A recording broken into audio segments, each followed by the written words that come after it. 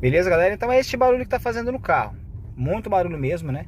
Você viu que linha reta, a gente passou numa rua aqui esburacada, uma rua ruim. Mas também na rua que tava mais... que não tinha tanto buraco, ele fez também esse ploc-ploc, esse barulho chato aí, muito alto. Então, vamos para a oficina e vamos fazer os testes nesse carro aqui para tentar descobrir este barulho, beleza?